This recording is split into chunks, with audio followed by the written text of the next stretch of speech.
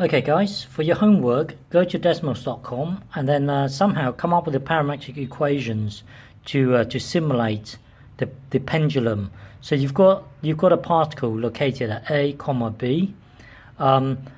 Somehow create a pendulum where this particle will swing back and forth like this. And the time period it takes to do one swing, remember the formula for a pendulum is given by 2 pi root L over G. So we can say we're on Earth, so gravity would be 10. The length of the string, well, the length of the string would be this. The length of the string would be you using Pythagoras. So what's this length?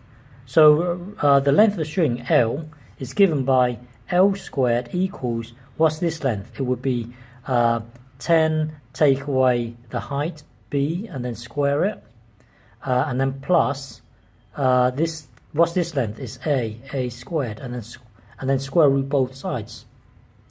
So the length of the string is given by this thing here, and then somehow create a particle. Well, create that pendulum so it swings back and forth like this. It swings back and forth. Don't forget, this is part of a bigger circle here of radius L. So bear that in mind. So somehow create a pendulum within Desmos. Okay.